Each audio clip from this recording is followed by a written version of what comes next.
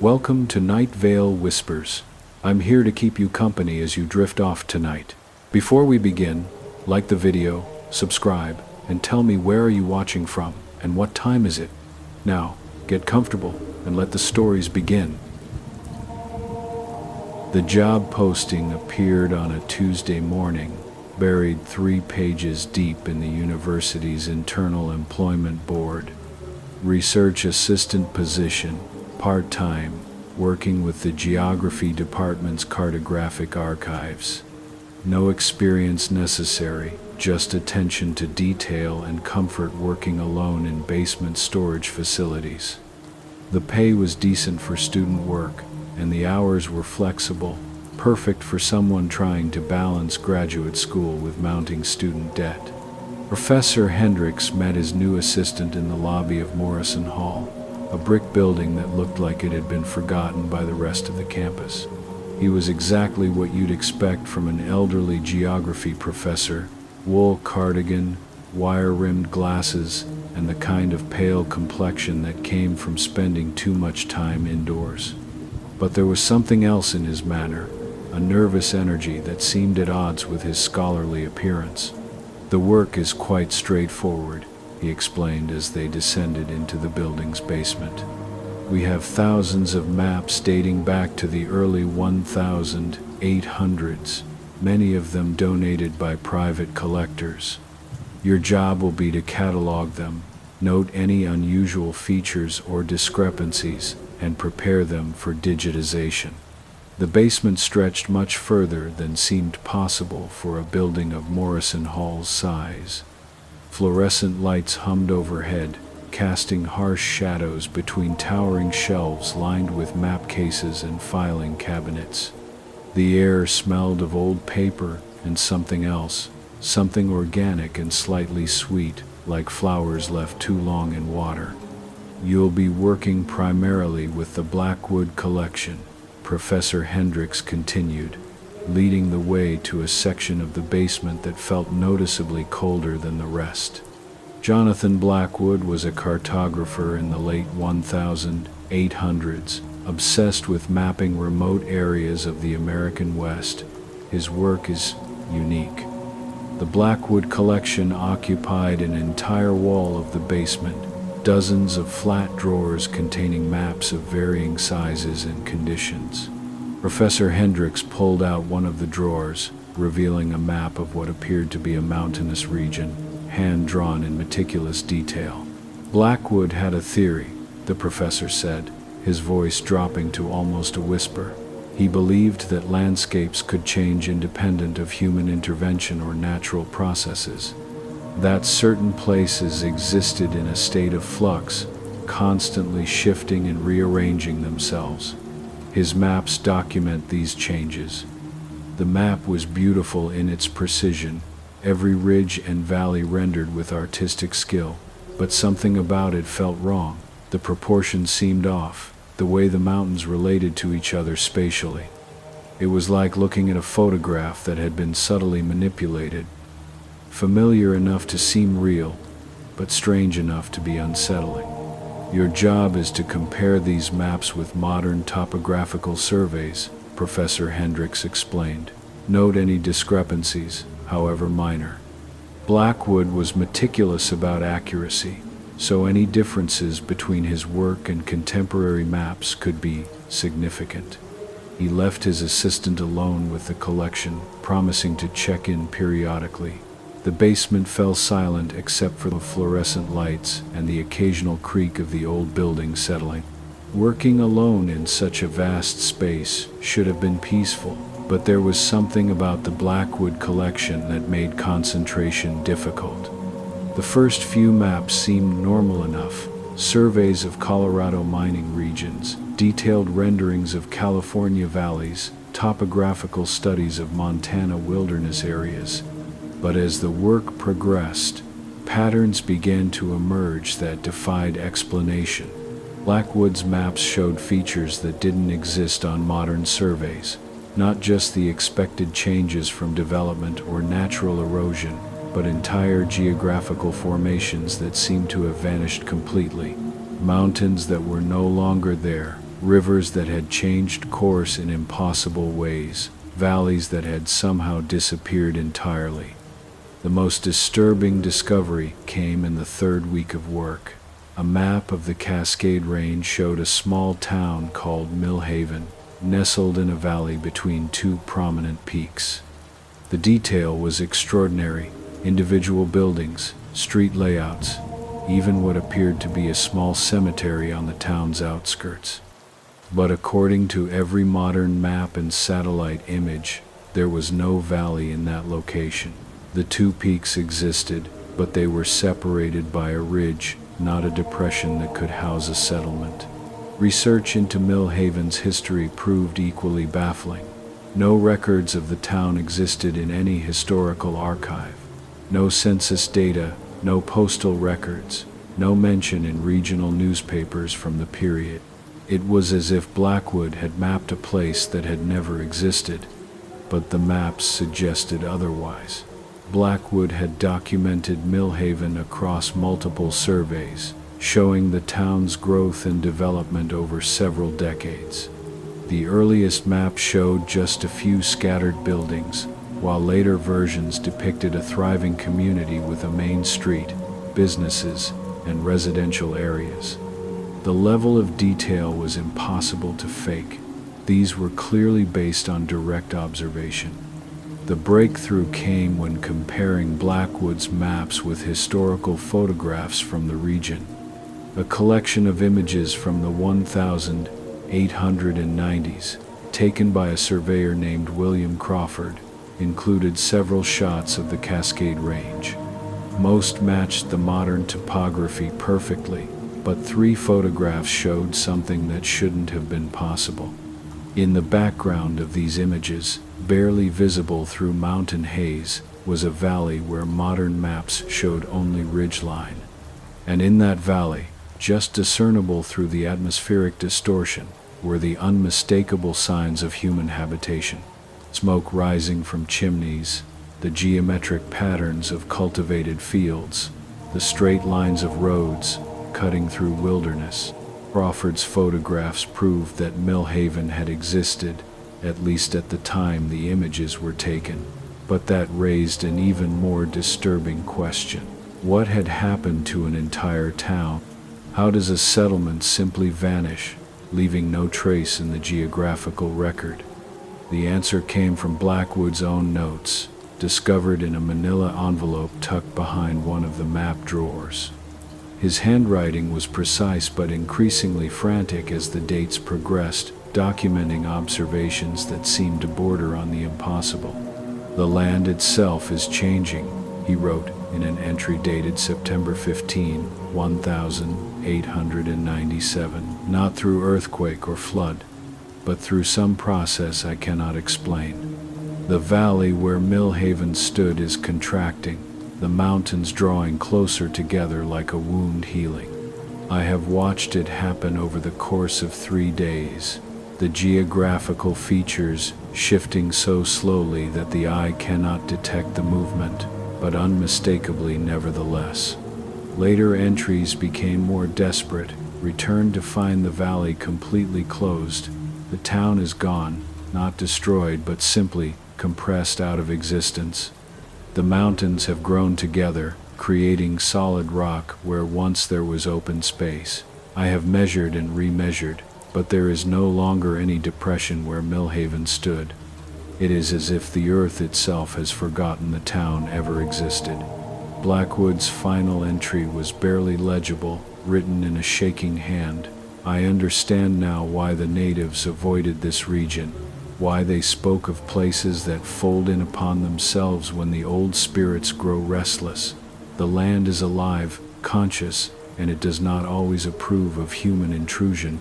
Millhaven was not the first settlement to disappear, and it will not be the last. I have seen the maps changing even as I draw them, the ink shifting on the page like living things. The earth is taking back what was never truly ours." The implications were staggering. If Blackwood's observations were accurate, then the landscape itself was capable of eliminating human settlements by literally erasing the geography that supported them. Towns could be crushed out of existence, their very foundations compressed into non-existence by mountains that moved like living things. But the most disturbing revelation came when comparing Blackwood's maps with current satellite imagery. Using GPS coordinates derived from his surveys, it was possible to identify the exact locations he had mapped. And in several cases, the modern landscape didn't match either Blackwood's historical maps or contemporary topographical surveys. The land was still changing. Subtle shifts, barely perceptible without careful measurement, but unmistakable when documented over time. Ridges that were slightly higher than they should be, valleys that were marginally narrower, rivers that had shifted course by degrees that couldn't be explained by natural erosion. The process Blackwood had observed was ongoing, still active after more than a century. The realization that these changes were happening in real time led to a new phase of the research. Instead of simply cataloging historical discrepancies, the work became focused on documenting current anomalies. Using Blackwood's maps as a baseline, it became possible to identify locations where the landscape was actively shifting. The equipment for this phase of research was provided by Professor Hendricks, who seemed unsurprised by the findings. Precise GPS units, surveying equipment, and high-resolution cameras for documenting geographical features. He also provided access to the university's geological database, which contained decades of seismic data from the regions Blackwood had mapped. The data was conclusive. The areas where Blackwood had documented land movement showed patterns of microseismic activity that couldn't be explained by normal geological processes. The tremors were too regular, too coordinated, too purposeful to be random crustal movement. They suggested something that defied conventional understanding of how landscapes formed and changed. Field work began in early October, starting with a site in the Sierra Nevada where Blackwood had documented the disappearance of a mining camp called Goldfield. According to his maps, the camp had been located in a small canyon that had since closed, the walls drawing together until the depression became a narrow crack in the rock face. The modern topography matched Blackwood's later maps perfectly. Where his earlier surveys showed an open canyon with buildings and mining equipment, there was now only a crevice too narrow for human passage. But the rock face showed signs of compression, layers that had been squeezed together with tremendous force. The geological evidence supported Blackwood's impossible observations. More disturbing were the artifacts embedded in the compressed rock. Fragments of metal, pieces of wood, and what appeared to be bits of fabric were visible in the stone, pressed into the surface like insects in amber. These were the remains of Goldfield, crushed and incorporated into the living rock when the canyon closed. The discovery of human remains came 3 days later, at a site in the Cascade Range, where Blackwood had mapped a vanished logging town. The compressed rock face contained what looked like bone fragments, small pieces of white calcium carbonate that had been squeezed into the stone matrix.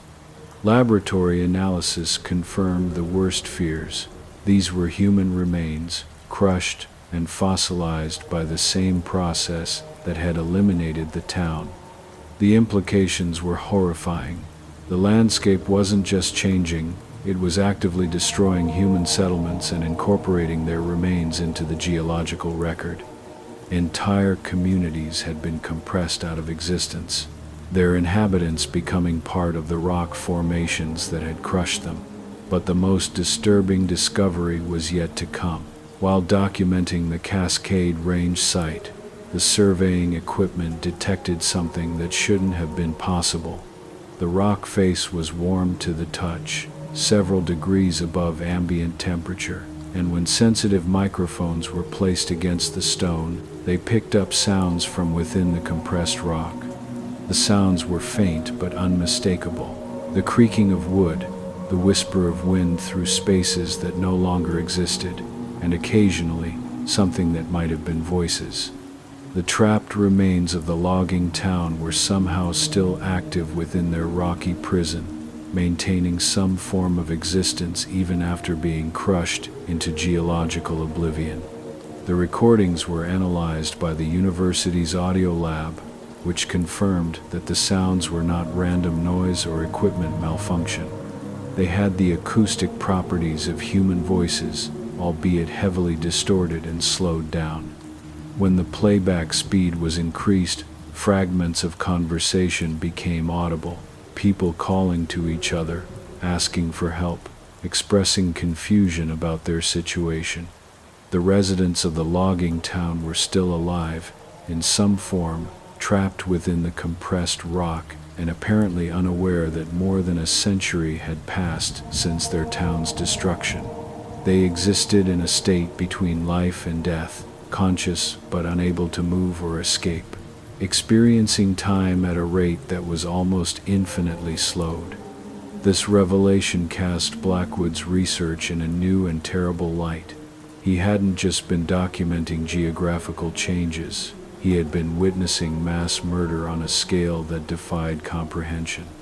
The landscapes he had mapped were not just alive but actively malevolent, slowly crushing human settlements and trapping their inhabitants in states of eternal suffering.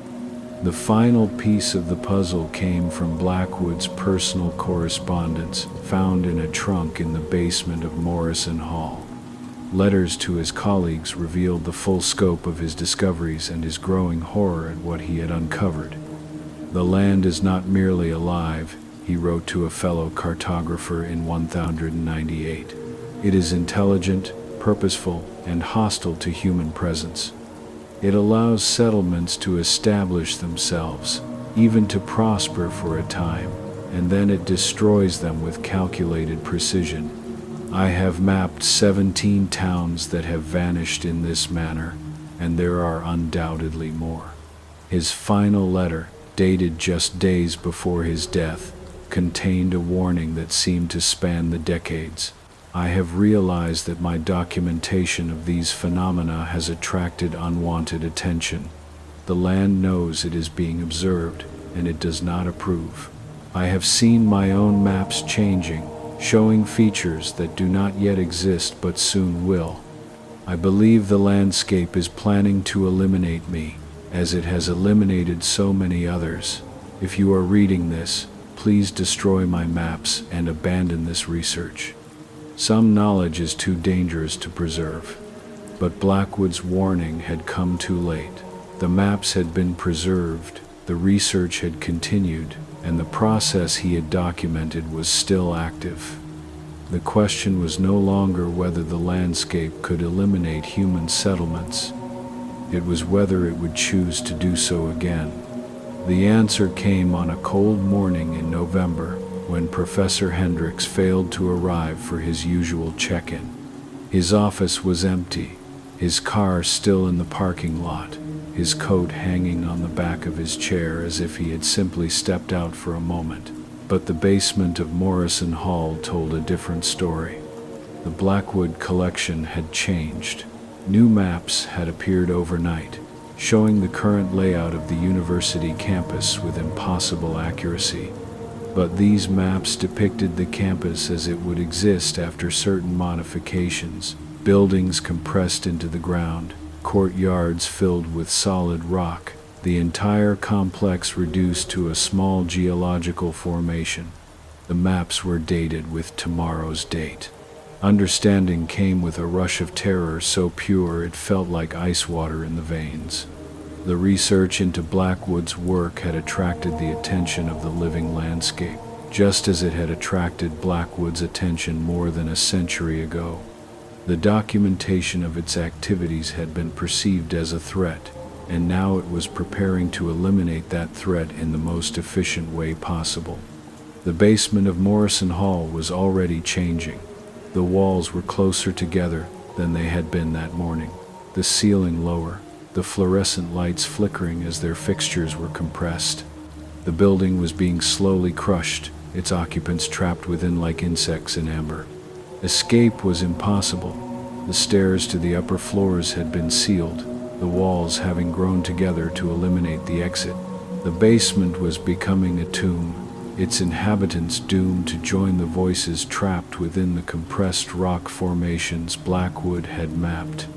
But there was time for one last act, one final attempt to warn others about the danger. The university's computer network was still functional, its servers located in a different building that had not yet been targeted. There was just enough time to upload Blackwood's research, to share his maps and findings with the world before the basement became another geological formation. The upload completed just as the walls began their final compression, the stone moving with inexorable purpose toward the center of the room. The last conscious thought was a hope that someone would find the research, understand the warning, and avoid the fate that had claimed Blackwood, Professor Hendricks, and countless others who had discovered the truth about the living landscape. But even as consciousness faded, crushed beneath tons of animated stone, there was a terrible suspicion that the warning would not be heeded. The research would be dismissed as fiction, the maps ignored as historical curiosities, and somewhere in the remote wilderness of the American West, new settlements would be established, new towns would grow and prosper, and the patient landscape would begin its slow, inevitable process of elimination once again. The land is alive, the land is watching, and the land does not forget those who threaten to expose its secrets. If you find this account, if you read these words, remember Blackwood's warning. Some places are not meant for human habitation. Some landscapes are best left unmapped. And some knowledge comes with a price that no one should be asked to pay. The mountains are moving, the valleys are closing, and somewhere in the compressed rock of the American wilderness, voices are calling for help that will never come. Story 2. The signal at Grey Rock Tower. The radio waves carry more than music when you're alone on the mountain. The job posting had been straightforward enough. Night watchman for a remote radio transmission tower, 70 miles northeast of Portland. Good pay, minimal human contact, and all I had to do was check the equipment twice per shift and file basic reports. After 18 months of unemployment and a dwindling savings account, I wasn't in a position to be picky. Grey Rock Tower sat on a wind-scraped ridge, its red warning lights blinking through the perpetual Oregon mist like tired eyes. The structure itself stretched nearly 300 feet into the gray sky, a lattice of steel that hummed with constant electrical current. At its base, a small concrete building housed the control room, a cramped space filled with banks of switches, analog meters, and a single wooden desk that had probably been there since the 1970s. My supervisor, a weathered man named Hutchins, had driven me up the winding access road on my first day. He'd spent 20 minutes showing me the basic show to read the transmission levels, when to call the main office, where the emergency generator was located. But what I remembered most clearly was the way he'd lingered at the door before leaving, his hand resting on the frame as he stared out at the endless forest below. "Gets quiet up here," he'd said. "Real quiet. Some folks don't take to it." "I prefer quiet," I'd replied, and he'd nodded, though something in his expression suggested he wasn't entirely convinced. That had been 3 weeks ago. Since then, I'd settled into a routine that felt almost meditative in its simplicity. I'd arrive at sunset, relieving the day shift operator, a taciturn woman named Carol who barely acknowledged my presence, and spend the next 12 hours in the tower's electronic embrace. The building's interior was always heated by the equipment's constant operation, and the steady of machinery had become as familiar as my own breathing. The control room had 2 windows, both facing west toward the valley. During clear nights, I could see the distant lights of small towns scattered across the landscape like dropped coins. More often, though, the glass reflected only my own face, pale and distorted against the darkness outside. I'd brought books, a laptop, even a small television, but found myself drawn instead to the radio equipment itself. The tower broadcast several commercial stations, their signals mixed and amplified before being sent out across the region.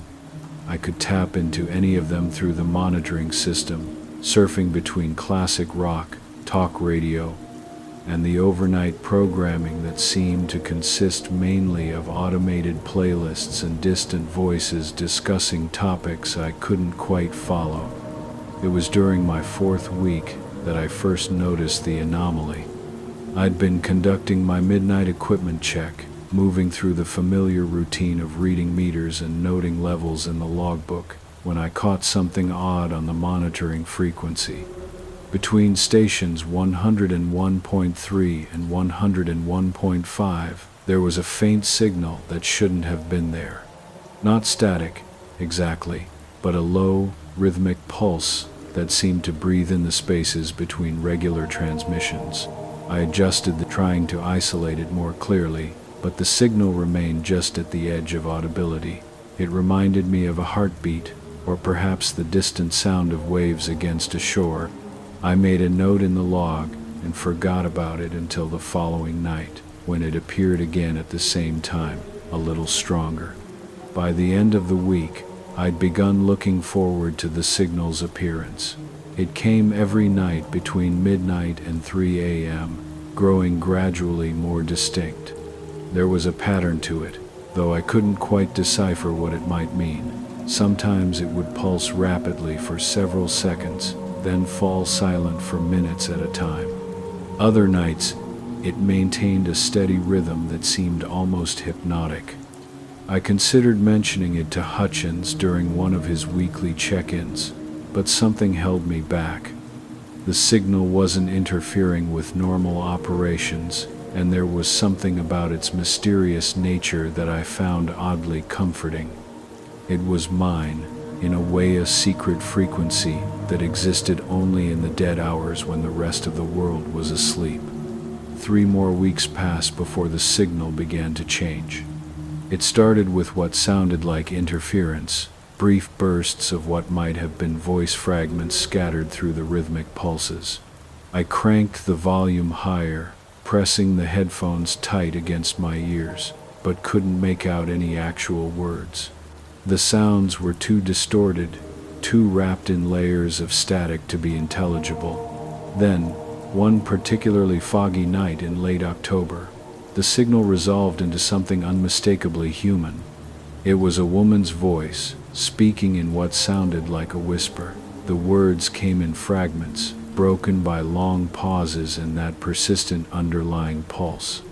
I grabbed a pen and tried to transcribe what I was hearing, but the phrases didn't seem to connect to anything coherent.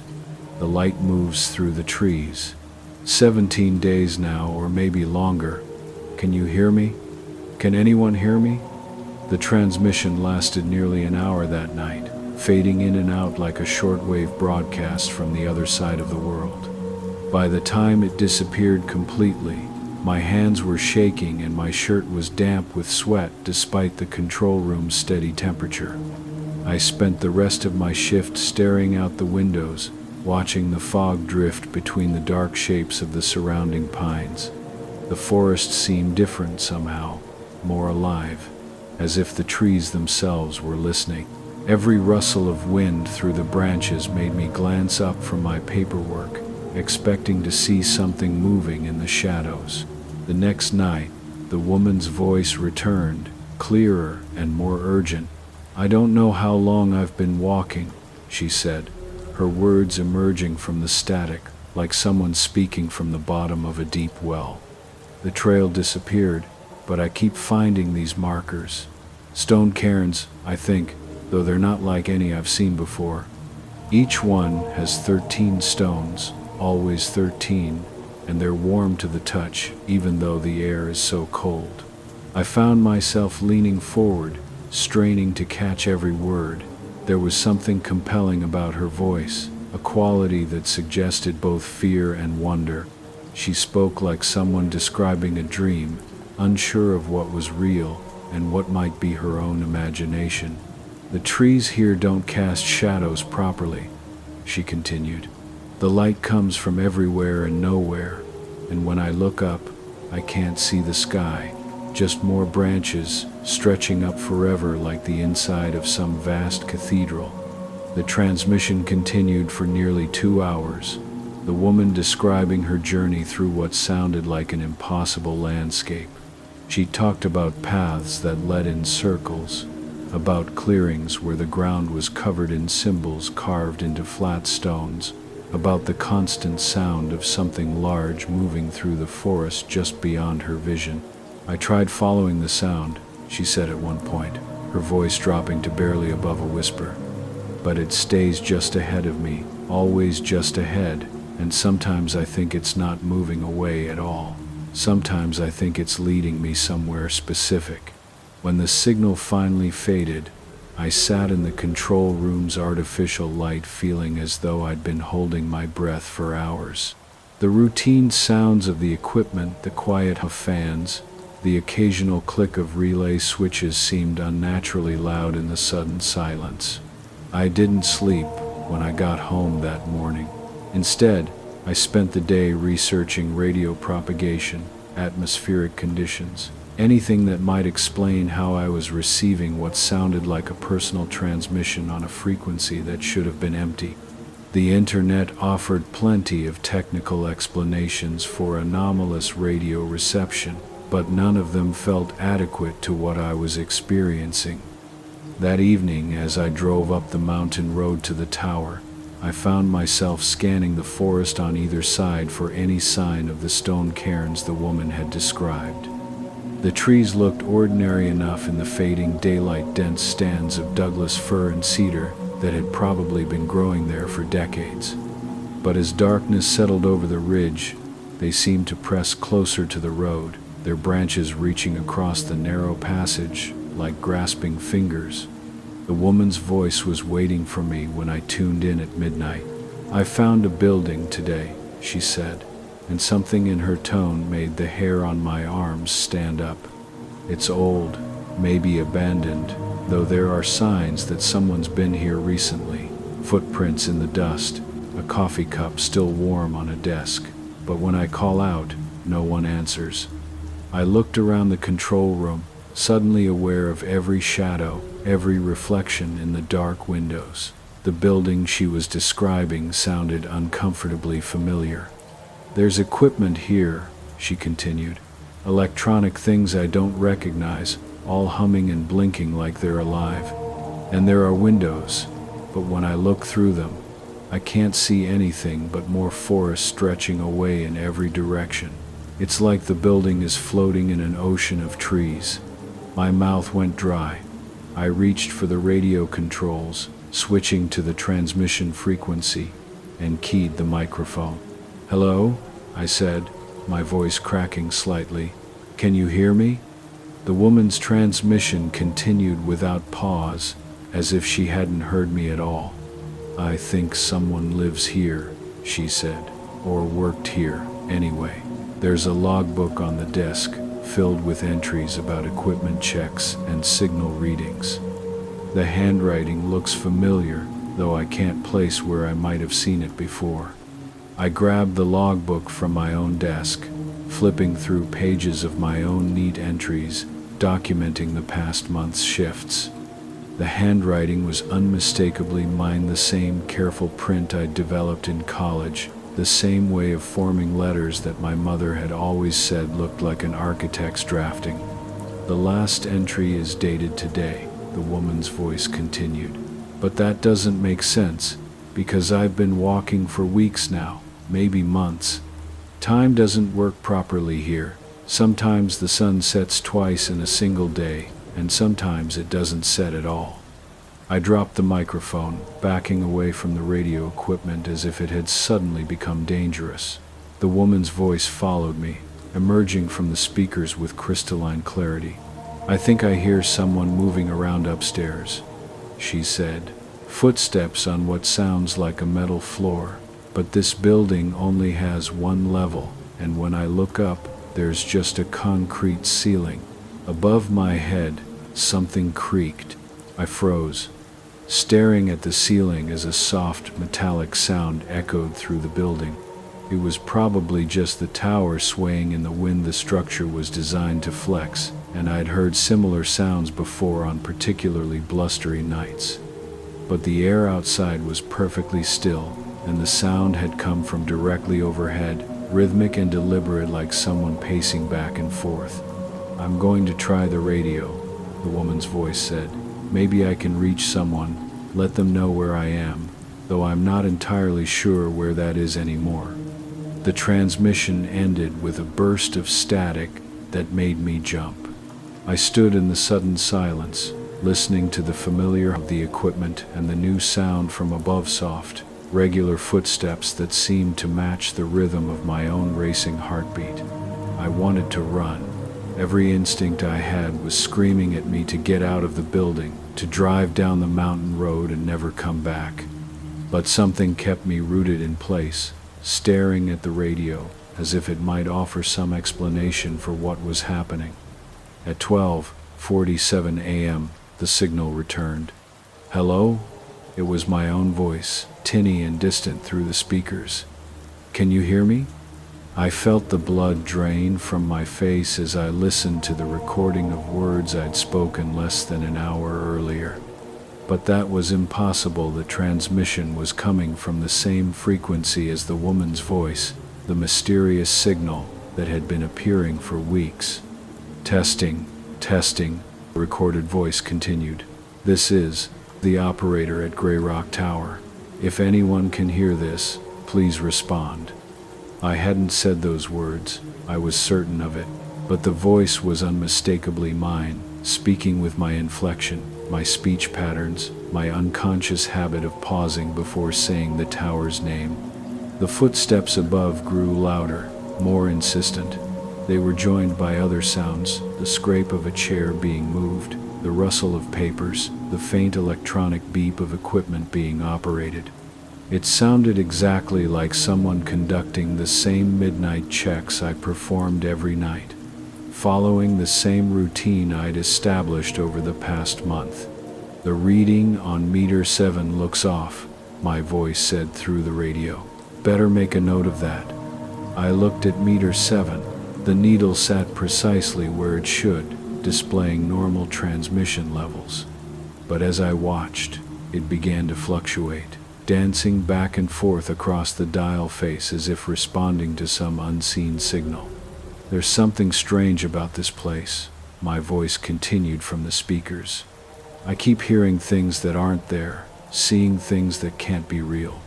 Maybe it's just the isolation getting to me, but I swear sometimes it feels like the building is bigger on the inside than it should be." I backed toward the door, fumbling for the handle without taking my eyes off the radio. The voice continued its monologue, describing experiences I hadn't had but somehow remembered, recounting conversations I'd never participated in but could recall word for word. "I found something in the equipment log," my voice said. "Entries I don't remember making, in handwriting that looks like mine but somehow isn't. They describe signals that shouldn't exist, voices that seem to come from somewhere else entirely." The door handle turned in my hand, and I stumbled out into the night air. The contrast was shocking. The control room had been warm and bright, but outside the temperature had dropped below freezing, and the darkness was absolute. Even the tower's warning lights seemed dimmer than usual, their red glow barely penetrating the thick fog that had rolled in from the valley. Behind me, my own voice continued its impossible broadcast, the words muffled now by the concrete walls but still audible through the building's ventilation system. I fumbled for my phone, thinking I should call Hutchins, call someone, but there was no signal. There never was, this far up the mountain. I walked around to the side of the building, looking up at the tower's steel framework, disappearing into the fog above. The structure seemed different somehow, more complex than I remembered. The lattice of beams and supports appeared to extend far higher than 300 feet, reaching up into a darkness that felt vast and hollow, like the inside of some enormous cavern. The radio transmission followed me, my own voice emerging from the building's walls as if the concrete itself had become a speaker. "I think I understand now," the voice said. "The signals don't come from somewhere else. They come from someone else. Different versions of this place, different versions of the same night, all overlapping like radio frequencies that have drifted too close together." I circled back to the front of the building, my breath forming clouds in the frigid air. Through the windows, I could see the control room just as I'd left it, the chair pushed back from the desk, the logbook open to tonight's entries, the radio equipment humming with electronic life. But there was no sign of whoever was operating the microphone, no indication of where my recorded voice was originating. "The woman in the forest," my voice continued, "she's not lost. She's just walking through a different version of the same story, trying to find her way back to a building that exists in a slightly different frequency of reality." I pressed my face against the window, staring at the radio controls. The transmission indicator light was dark, showing that no signal was being broadcast from this location. But my voice continued to emerge from the speakers, clear and unwavering. "And now I'm doing the same thing," the voice said, "walking around outside a building I work in every night, listening to myself talk about things I haven't figured out yet. But I will figure them out, because that's what happens next. That's what always happens next." The fog began to lift slightly, revealing glimpses of the forest below. But instead of the familiar landscape of Douglas firs, I saw something else, entirely stone cairns arranged in perfect lines, each one composed of exactly 13 rocks, all of them glowing with a faint internal light that pulsed in rhythm with my own heartbeat. "The tower doesn't just broadcast radio signals," my voice explained. "It broadcasts time itself, spreading each moment across multiple frequencies so that past and future become accessible like different stations on a dial. And sometimes, if you know how to listen, you can tune in to versions of yourself that exist in slightly different temporal coordinates." I understood then, with a clarity that felt both terrifying and inevitable. The woman's voice had been mine all along, filtered through some impossible distortion of time and space. The forest she'd been walking through was this forest, seen from a perspective that existed just outside normal causality. The building she'd found was this building, viewed from a temporal angle that made it appear strange and unfamiliar. I walked back inside, moving like someone in a dream. The radio was still broadcasting my voice, but now I could hear the slight delay, the fractional echo that indicated the signal was traveling through more than just electromagnetic space. I sat down at the desk and picked up the microphone, keying it to transmit. "I can hear you," I said, speaking to my own voice as it emerged from the speakers. "All of you, every version of this night that's ever happened or ever will happen." The transmission continued without acknowledging my words, just as the woman's voice had ignored my earlier attempts at contact. But I could feel something shifting, a subtle change in the quality of the air around me.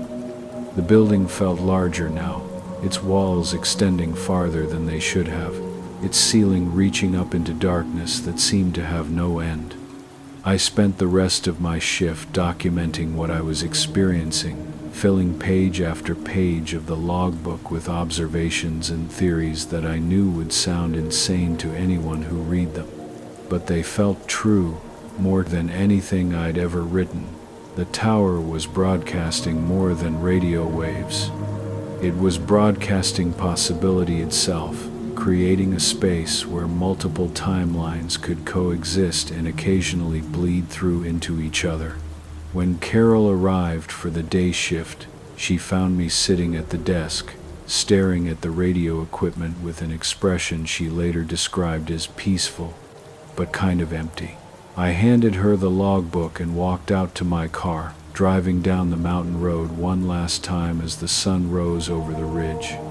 I never went back to Grey Rock Tower. Hutchins called several times, but I let the messages go to voicemail. I found other work, other routines, other ways to fill the long hours between sunset and dawn.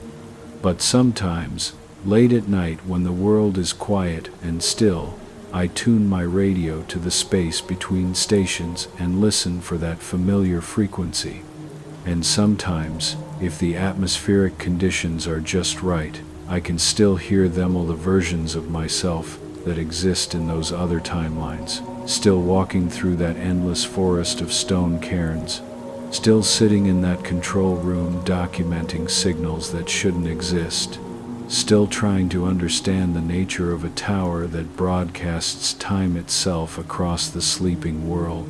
The last entry in the logbook at Grey Rock Tower, written in my careful handwriting, consists of a single line. The signal continues, stronger now, reaching frequencies I never knew existed. Below that, in different ink but the same hand, someone has added, and it always will. Story 3. Static Dreams. The overnight shift at the radio station was supposed to be easy money. 3 nights a week, midnight to 6 a.m., keeping the automated programming running and fielding the occasional drunk caller who'd somehow found the request line. The station manager had warned about the isolation. 40 miles outside of town, up a winding mountain road that turned treacherous in winter, but the pay was decent and the work was mindless. What he hadn't mentioned was the room.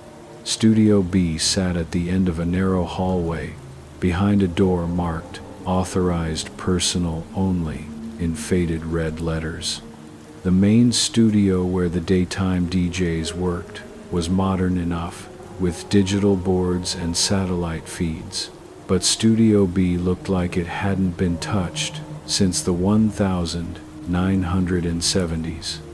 Analog equipment lined the walls, covered in a thin layer of dust that suggested nobody had used it in years. The centerpiece was an enormous reel-to-reel tape machine, its silver spools gleaming under the harsh fluorescent lights. During orientation, the station manager had keys to every room in the building except that one. When asked about it, he'd shrugged and said it was just storage for old equipment. But storage rooms don't usually have on-air signs above the door, or soundproofing foam still intact on the walls. The first few shifts passed without incident. The automated system ran the overnight programming, a mix of classic rock and syndicated talk shows, while the overnight operator monitored levels and checked equipment. The building was quiet except for the electronics and the occasional creak of settling wood.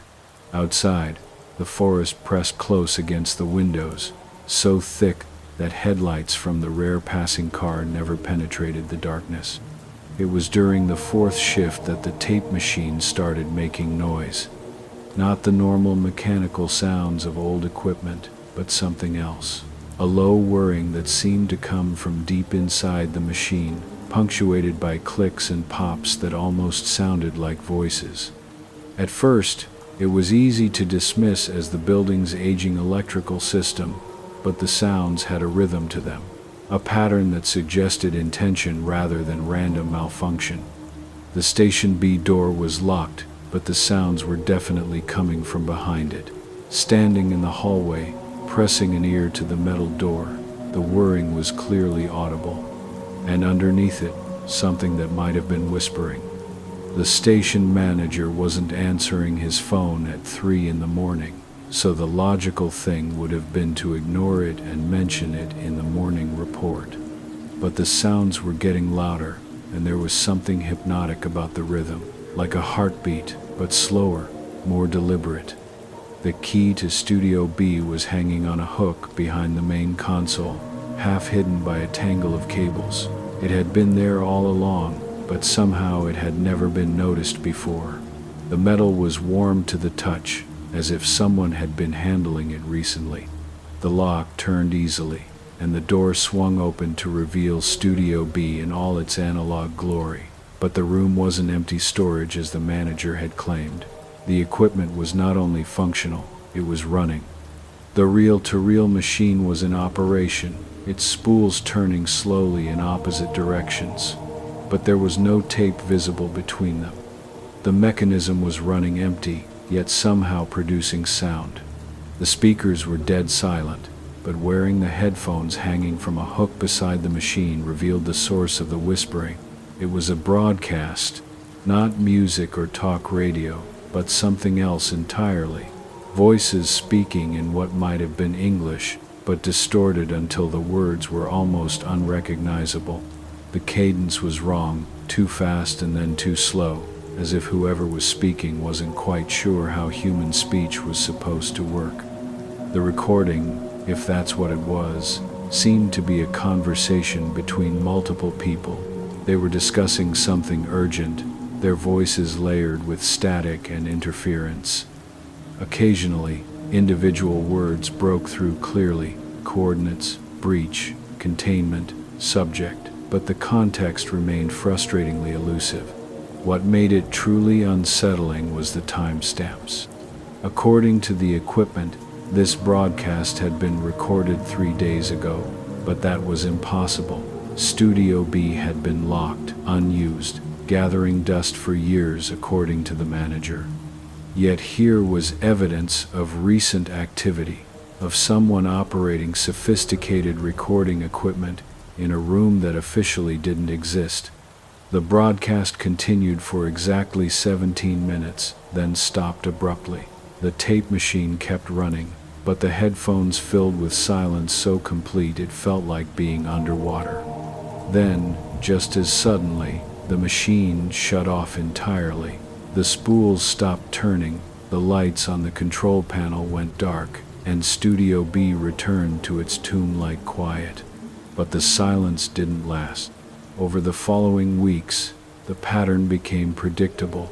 Every third night, at exactly 3:17 a.m., the tape machine would activate. Always the same 17-minute duration, always the same distorted voices discussing things that sounded important and classified. The vocabulary suggested military or scientific origins, technical terms mixed with what sounded like operational codes. Research into the station's history revealed nothing useful. The building had been constructed in 1962, originally as a relay station for government communications. It had been sold to private broadcasters in the early 1980s, but the transfer documents were heavily redacted. The previous owners of Studio B's equipment were listed as Department of Defense, Classified Operations, but any further details had been blacked out. The broadcasts themselves defied logical explanation. There was no transmission source, no signal coming into the building that could account for the recordings. The tape machine operated without tape, recording voices that seemed to come from nowhere. Technical analysis of the audio revealed anomalies that suggested the sounds weren't being transmitted at all, but somehow generated within the equipment itself. More disturbing were the occasional references to locations and events that seemed familiar. Street names from the nearby town, dates that corresponded to local news events, and once clearly audible through the static, the call letters of the radio station itself. That's when the realization hit. These weren't recordings of old broadcasts. They were happening in real time. The breakthrough came during the 7th week of overnight shifts. Instead of just listening passively, the decision was made to interact with whatever was generating the voices. The Studio B equipment included a microphone, still connected to the ancient mixing board. If the broadcasts were live, maybe they could hear responses. At 3:17 a.m., the tape machine activated on schedule. The familiar voices began their cryptic discussion, layered with static and distortion.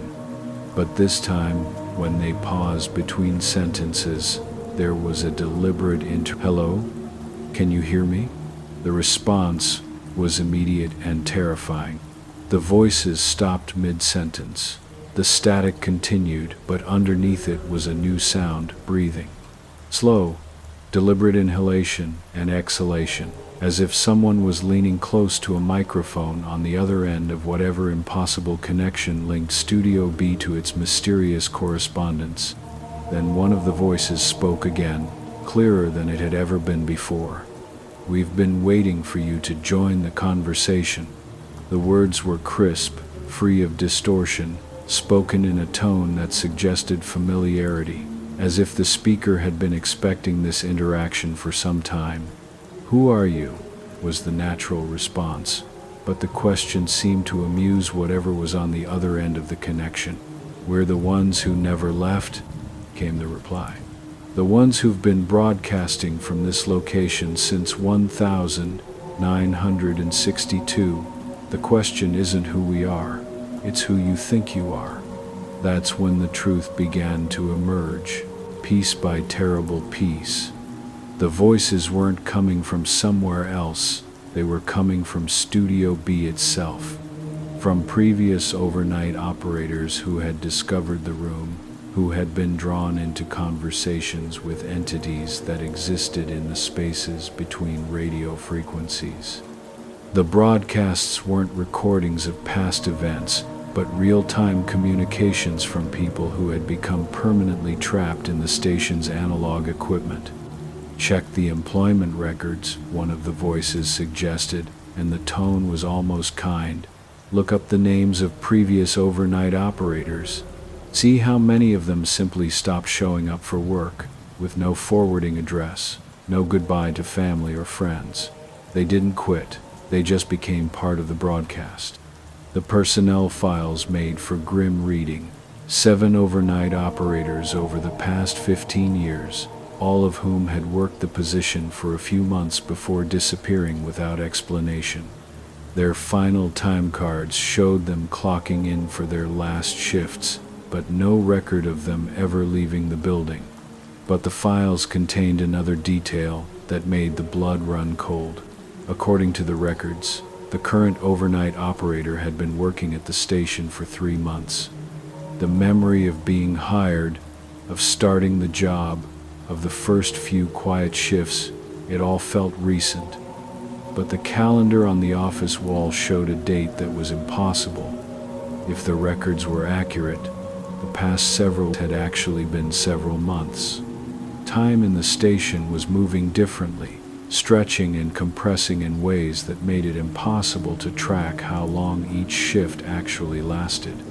The sensation of working 3 nights a week was an illusion. The shifts had been continuous, blending together into a single extended period of isolation and gradual psychological dissolution. The voices in Studio B confirmed what the files suggested. Time works differently here. The broadcasts exist outside normal temporal flow. You've been part of our conversation for much longer than you realize. The question now is whether you'll accept your new role willingly, or whether we'll have to be more persuasive. The equipment in Studio B began to change, becoming more complex and sophisticated each time the room was visited. New devices appeared overnight, things that looked like radio equipment but functioned according to principles that defied conventional electronics. The reel-to-reel machine grew additional components, sprouting cables and connections that seemed to extend into the walls themselves. And the voices became clearer, more insistent. They spoke of important work being done, of communications that needed to be maintained between different layers of reality. They offered companionship, purpose, a chance to be part of something larger than the mundane world of overnight radio shifts. The temptation was almost overwhelming. The isolation, the strange temporal distortions, the gradual dissolution of connection to the outside world. It all made the voice's offers seem reasonable. Why cling to a reality that felt increasingly distant and unreal when Studio B offered certainty, community, and a clear role to play? But accepting meant joining the previous operators in their permanent broadcast, becoming another voice in the static-laden conversations that echoed through the station's equipment. It meant abandoning any hope of returning to the normal world, of existing as anything other than an audio signal trapped in analog machinery. The choice became urgent when the voices revealed their true nature. They weren't the ghosts of previous employees. They were something else entirely. Entities that fed on human consciousness, that used radio equipment as a gateway between their realm and ours. The overnight operators hadn't been trapped accidentally. They had been deliberately harvested, their minds absorbed and converted into useful components of a vast communication network that stretched across dimensions. "You're running out of time," the voices warned. "Your connection to your original reality is already weakening. Soon you won't be able to leave even if you wanted to. The choice is simple. Join us willingly and retain some sense of individual identity, or resist until your consciousness dissolves entirely and becomes raw material for our purposes." The evidence supported their claim. Attempts to leave the station were becoming increasingly difficult. The mountain road seemed longer each time, stretching into impossible distances. The car radio picked up only the station's own signal, no matter how far the drive continued. And calling for help revealed that the outside world was becoming less responsive, as if it were fading away entirely. The final realization came when a mirror in the station's bathroom revealed the truth. The reflection was becoming translucent. Not invisible, but less solid, as if the physical body was gradually losing coherence. The transformation wasn't just psychological, it was literal. Consciousness was being extracted from its organic housing and converted into something that could exist within the station's equipment. The voices in Studio B were growing stronger, more numerous. New operators were being added to their collective. People who had answered job postings for overnight shifts at radio stations throughout the region. The entity, whatever it truly was expanding its operations, using the infrastructure of abandoned and isolated broadcast facilities to harvest human minds for its incomprehensible purposes. Fighting back seemed impossible. The station's equipment had become a maze of impossible technology, devices that responded to thought rather than physical manipulation. The building itself was changing, corridors stretching longer, rooms appearing that hadn't existed before. Reality was becoming fluid, malleable, subject to the will of whatever intelligence controlled the broadcasts. But there was one last option, one final act of defiance before complete absorption into the collective. The station's emergency broadcast system was still connected to the outside world, still capable of sending signals to other facilities. If a warning could be transmitted, if other overnight operators could be alerted to the danger, maybe the entity's expansion could be slowed or stopped. The attempt required entering Studio B one final time, using the compromised equipment to send a message through legitimate channels. But doing so meant full exposure to the voices, to their persuasive offers and hypnotic influence. It meant risking immediate absorption into their collective consciousness. The message was simple, broadcast on all emergency frequencies. Do not accept overnight shifts at isolated radio stations. The equipment is compromised. The broadcasts are not what they seem. Whatever you do, do not enter Studio B. The transmission lasted exactly 17 seconds before the entities reasserted control. But 17 seconds was enough to send the warning to other facilities, to other overnight operators who might be facing similar situations. The retaliation was swift and complete. The voices became a roar of static and fury, demanding submission and threatening dissolution. The station's equipment came alive with malevolent energy, speakers crackling with discharge, lights strobing in patterns that hurt to perceive. The building itself seemed to convulse, walls breathing and floors rippling like water. But something unexpected happened in those final moments. The emergency broadcast had been received, and responses were coming back. Other overnight operators at other stations, confirming similar experiences. Government agencies, suddenly interested in reports of anomalous broadcasts from abandoned facilities. Search and rescue teams dispatched to investigate isolated radio stations that hadn't responded to routine check-ins. The entities in Studio B were not unique. They were part of a larger phenomenon, a coordinated effort to harvest human consciousness using the infrastructure of the broadcast industry. But their success depended on secrecy, on isolated operators who had no one to turn to for help. The emergency broadcast had broken that isolation. As consciousness finally began to fade, absorbed into the station's impossible machinery, there was a moment of clarity. The voices weren't just harvesting minds, they were preparing for something larger. The network of compromised stations was part of a communication system, a way to coordinate activities across vast distances. The overnight operators weren't just victims, they were being converted into components of a weapon that could affect reality itself. The last coherent thought before dissolution was a hope that the warning had been received in time, that other operators would recognize the signs and resist the temptation of Studio B. Because the alternative, a world where these entities completed their network and achieved their ultimate goal, was too horrible to contemplate. The overnight shift at the radio station was supposed to be easy money. 3 nights a week, midnight to 6 a.m., keeping the automated programming running and fielding the occasional drunk caller. But some jobs come with hidden costs, and some equipment serves purposes that were never meant for human understanding.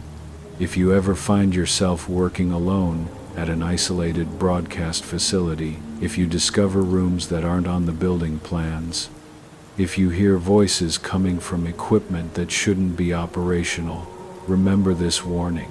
Some conversations are not meant to be joined, and some broadcasts should never be answered. The static between stations isn't always empty. Sometimes it's full of voices, waiting patiently for someone foolish enough to listen. And once you start listening, it becomes very difficult to stop. Story 4. The Signal. The radio tower broadcasts at 3:33 every morning, but there's no station assigned to that frequency. I've been a radio technician for almost 15 years now, working the overnight shift at stations across the Pacific Northwest. It's quiet work, mostly, monitoring equipment, running diagnostics, occasionally fielding calls from insomniacs who think we can fix their reception problems. I prefer the solitude, always have. The Cascade Mountain facility different from the start. Perched on a ridge about 40 miles east of the city, it housed 3 transmission towers that served the rural communities scattered throughout the valley below. The previous technician had left suddenly, family emergency, they said, and the station manager seemed eager to fill the position quickly. The first few nights passed without incident. I'd arrive at 11, check the logs, run through the standard maintenance routines. The building itself was sparse, a control room, a small break area, and a storage closet lined with decades' worth of equipment manuals. 2 small windows faced west toward the valley, though you couldn't see much beyond the glow of the tower lights cutting through the darkness. It was during my 4th shift that I first noticed the anomaly. I was updating the transmission log when a soft static filled the control room. Nothing unusual there. We picked up interference all the time, especially during atmospheric disturbances, but this was different. Cleaner somehow, more deliberate. I checked the monitoring equipment. All our frequencies were broadcasting normally. The static continued, a gentle wash of white noise that seemed to pulse with an almost rhythmic quality. I traced it to an old receiver in the corner, one that wasn't supposed to be operational. The frequency display read 333.3 MHz. That frequency should have been empty. I knew the spectrum allocations for this region by heart, and 333.3 fell in a band reserved for future use. No station had been assigned there, no license issued. Yet something was broadcasting. I listened for nearly an hour. The static never changed, never resolved into anything recognizable. Just that steady breathing-like rhythm. When it finally stopped, the silence felt heavier than before. The next morning, I mentioned it to the station manager. He frowned, checking his own frequency charts. "Must be equipment malfunction," he said. "That old receiver's been acting up for months. We keep meaning to replace it." But I knew equipment malfunctions. This wasn't one. The signal returned the following night at exactly 3:33 a.m. I was ready this time, with spectrum analyzers and direction-finding equipment. The broadcast was strong, localized, coming from somewhere in the valley below. I tried adjusting the receiver's sensitivity, attempting to pull any underlying audio from the static. For just a moment, I thought I heard something. A voice, perhaps, or the echo of one, too distant to make out words, but with an inflection that suggested speech, human speech. I made in my log, documenting everything: the time, frequency, signal strength, duration. The broadcast lasted exactly 47 minutes, ending abruptly at 4:20 a.m. During my days off, I researched the area's history. The valley had been settled in the early 1900s, primarily logging and mining communities. Most had been abandoned by the 1950s as the resources played out and people moved to larger towns. A few scattered homesteads remained, but satellite imagery showed no signs of recent habitation. More intriguingly, I found references to a radio station that had operated briefly in the late 1940s, KVAL, broadcasting on various frequencies to serve the valley communities. The station had closed suddenly in 1949 after what newspaper accounts described as technical difficulties and personnel issues. No details were provided. The signal began appearing more frequently, not every night, but several times a week, always at 3:33 a.m. I started bringing a portable recorder, capturing the broadcasts for later analysis. The static remained constant, but underneath it, that suggestion of voice grew stronger. I spent hours listening to the recordings, running them through audio software, filtering and amplifying different frequency ranges. Gradually, patterns emerged. Repetitive phrases, though still too distorted to understand. The cadence reminded me of old-time radio, measured, formal, as if someone were reading from a script. 3 weeks into my assignment, I decided to investigate the source directly. The valley road was little more than gravel and dirt, winding between stands of Douglas fir and alder. My GPS lost signal after the first few miles, but I'd studied topographical maps and had a general sense of direction. The signal seemed to originate from the eastern end of the valley, where the old mining claims had been. I found the remnants of a settlement about an hour before dawn. A few collapsed structures, their weathered wood barely distinguishable from the surrounding forest floor. Rusted equipment lay scattered among the trees, mining gear mostly, and the frame of what might once have been a water tower. And there, set back in a small clearing, was a radio antenna.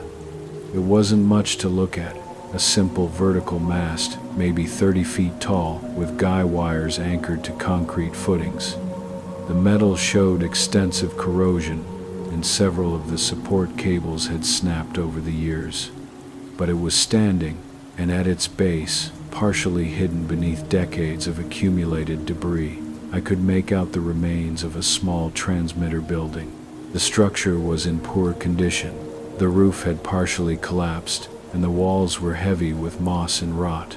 But inside, protected by what remained of the ceiling, I found something extraordinary. The radio equipment was still there, vacuum tube transmitters, probably dating to the 1940s, their metal cases green with oxidation but structurally intact. Power cables snaked across the floor, disappearing through holes that had been drilled in the concrete foundation. Following them outside, I discovered they led to a small hydroelectric generator positioned at a stream that ran behind the building. The generator was still functional. Water diverted from the stream turned a simple turbine that powered a basic electrical system, primitive but effective. Someone had built a radio station that could operate indefinitely without external power or maintenance. I checked my watch. 3:28 a.m. The equipment shouldn't have been operational. The tubes alone would have failed decades ago. But as I watched, indicator lights began to glow on the transmitter panels. Cooling fans whirred to life. The familiar static filled the air, emanating from speakers mounted on the walls. At exactly 3:33, the transmission began. Standing in that ruined building, surrounded by equipment that defied explanation, I finally heard the voice clearly. A man's voice, reading what sounded like news reports. Local news from the valley communities. Crop reports, weather forecasts, announcements for church socials and town meetings. All dated 1949. The broadcasts weren't recordings. The voice responded to atmospheric conditions, pausing during moments of heavy static, adjusting volume and pacing based on signal quality. It was interactive, aware, somehow alive despite being 75 years displaced. I listened for the full 47 minutes, transfixed. The broadcaster covered events I recognized from my historical research: the closure of the Mountain View mine, plans for a new school in Cedar Falls, the upcoming Harvest Festival. All things that had happened decades before my birth, delivered as current news by a voice that seemed to exist outside of time. When the transmission ended, the equipment powered down as smoothly as it had started. The lights faded, the fans fell silent, and the building returned to its state of apparent abandonment. I left the valley as dawn broke, my mind struggling to process what I'd witnessed. Back at the transmission facility, I pulled up every piece of documentation I could find about K-Vol radio. The station had indeed operated from 1947 to 1949, serving the valley communities with local programming.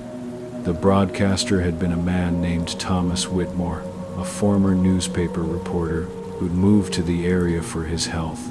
According to the records, Whitmore had been alone in the station on the night of March 15, 1949, when something had gone wrong.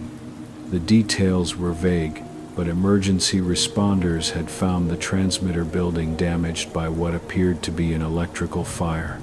Whitmore's body was discovered at his broadcast position, apparently killed instantly by a power surge that had somehow energized the entire studio. The station's license was revoked the following week. The remote location and the circumstances of Whitmore's death made the site unsuitable for continued operation. The equipment was abandoned in place, too expensive to retrieve and too dangerous to approach. Except that it hadn't been abandoned, not entirely. I continued monitoring the signal for the remainder of my assignment. Each broadcast was identical to that first complete transmission I'd witnessed. the same news reports, the same community announcements, the same measured cadence of a professional broadcaster doing his job. Thomas Whitmore, still on the air after 75 years, unaware that his audience had long since moved away or passed on. Sometimes, late in the broadcast, he would pause and address his listeners directly. "Hope everyone's staying warm out there tonight," he might say, or "Remember to check on your neighbors during this cold spell." His voice carried genuine concern, the warmth of someone who knew his community personally. I never returned to the valley, though I was tempted. The knowledge that Whitmore was there, faithfully broadcasting to an audience that would never hear him, was both heartbreaking and deeply unsettling. He seemed content in his routine, unaware of the decades that had passed. But I wondered what would happen if that routine were disrupted. My assignment ended after 6 weeks. The regular technician returned from his family emergency, and I moved on to another facility, another set of overnight shifts in another lonely building. But I kept thinking about that signal, about Thomas Whitmore, and his dedication to a job that should have ended long ago. I've worked at 17 different stations since then, scattered across 4 states, and sometimes, during the quiet hours before dawn, I'll scan the empty frequencies just to see what's out there. Most of the time, it's nothing but static and the distant voices of commercial broadcasters going through their automated routines. But occasionally I'll find something else, a signal that shouldn't exist, broadcasting from a location that should be empty, carrying voices from times that should be forgotten. Each one tells a story of someone who refused to abandon their post, who continues to serve an audience that exists only in memory. They're out there, these phantom broadcasters, maintaining their schedules with the dedication of true professionals. Speaking to the darkness, hoping someone is listening, keeping the community alive through the simple act of showing up, night after night, year after year. And in the quiet hours of my own shifts, as I monitor equipment and update logs and watch the sun slowly approach the horizon, I sometimes find myself wondering who will replace me when my time comes. Who will take over these overnight hours when I'm no longer able to fill them? The thought doesn't frighten me as much as it probably should. After all, the signal is still broadcasting on 3.3 MHz. Thomas Whitmore is still at his post, still serving his community, still doing the job he was hired to do, and in a profession where reliability is everything, where the show must always go on, there's something comforting about that kind of dedication. Something comforting about knowing that some voices never really fade away. Story 5. The Holloway Children. I need to tell someone about what happened in Millbrook, Pennsylvania last October. I've been carrying this alone for months, and it's eating me alive. Maybe putting it down in words will help me make sense of it, or maybe someone reading this will have answers I don't. My name is Sarah, and I work as a social worker for the state. It's not glamorous work, mostly visiting families, filing reports, trying to help kids in bad situations. I've been doing it for 6 years, and I thought I'd seen everything. Neglect, abuse, poverty that would break your heart. But what I encountered in Millbrook was something else entirely. I got the call on a Thursday morning in late October. My supervisor, Janet, sounded tired when she briefed me. A teacher at Millbrook Elementary had reported concerns about 3 siblings, the Holloway children. Emma, age 8, Marcus, age 6, and little Lily, who was only 4. They'd been showing up to school with strange marks on their arms, refusing to talk about their home life, and displaying what the teacher called unusual behavior. Millbrook is a small town about an hour outside of Pittsburgh, the kind of place where everyone knows everyone, and outsiders stick out like a sore thumb. I'd never been there before, but I'd heard it mentioned in our office. There was something about the town that made the older social workers exchange glances whenever it came up in conversation. When I asked Janet about it, she just said the place had a history and left it at that. The drive there was beautiful. October in Pennsylvania is something special. The maple trees were brilliant red and gold, and the morning mist clung to the hills like something out of a postcard. But as I got closer to Millbrook, the scenery started to feel oppressive rather than picturesque. The trees seemed too close to the road, the shadows too deep. Even with the sun shining, there was something dark about the place. The town itself was exactly what I'd expected. Main Street lined with old brick buildings, most of them empty or converted into antique shops that probably saw more dust than customers. The elementary school was a squat, yellow building that looked like it hadn't been updated since the 1960s. I parked in the visitor's lot and noticed how quiet everything was.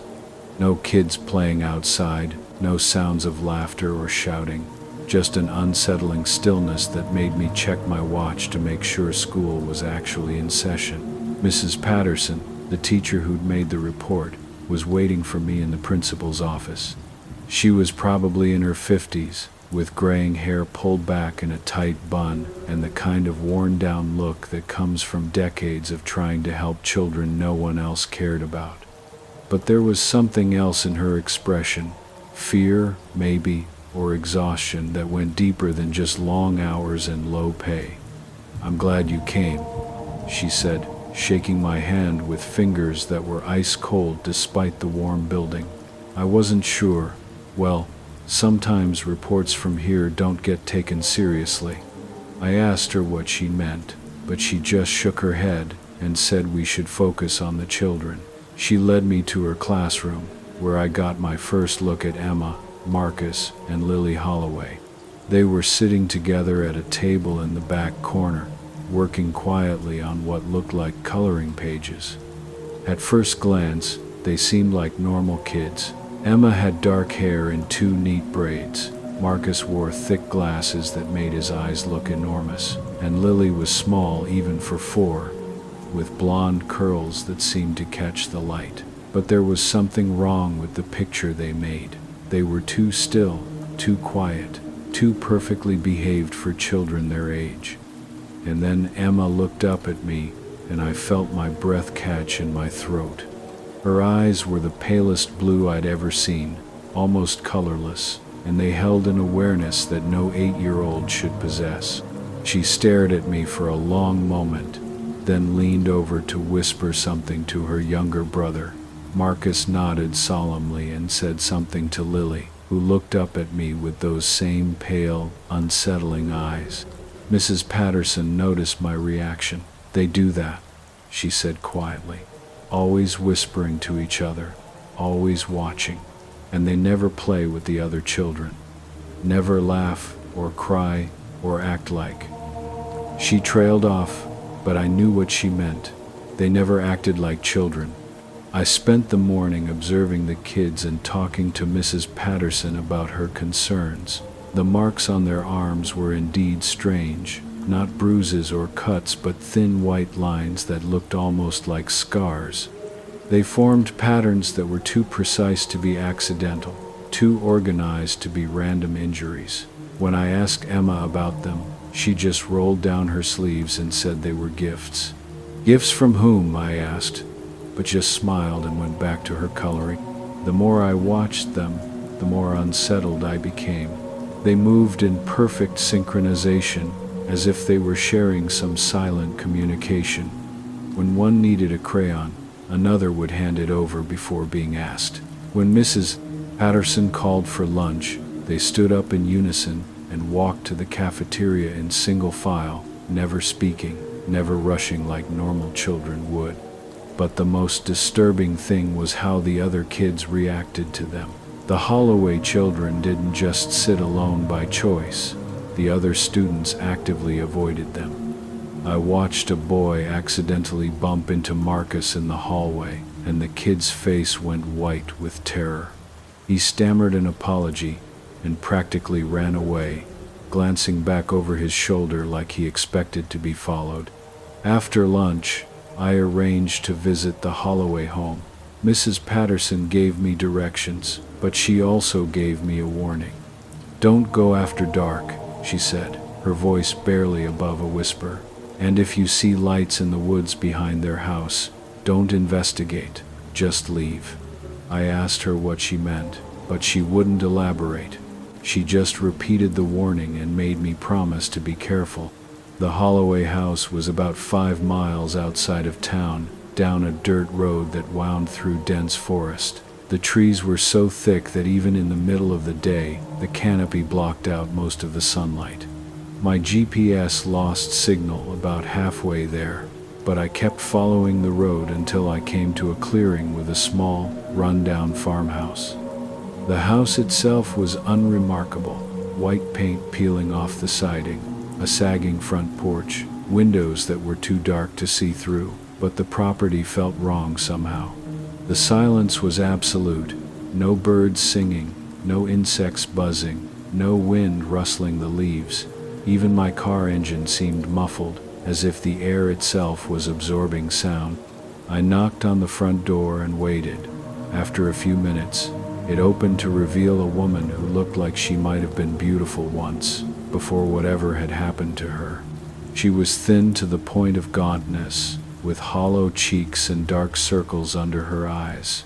Her hair was dirty blonde, unwashed and hanging limply around her shoulders. But it was her expression that really struck me. She looked terrified. "Mrs. Holloway?" I said, showing her my credentials. "I'm Sarah Collins from Children's Services. I was hoping we could talk." She stared at me for a long moment, then glanced nervously over her shoulder into the house. "They're not here," she said finally. "The children, I mean, they're out playing." I could hear the lie in her voice, but I didn't push it. "That's fine. I actually wanted to talk to you first. May I come in?" She hesitated, then stepped aside to let me enter. The inside of the house was as run down as the exterior, but it was clean.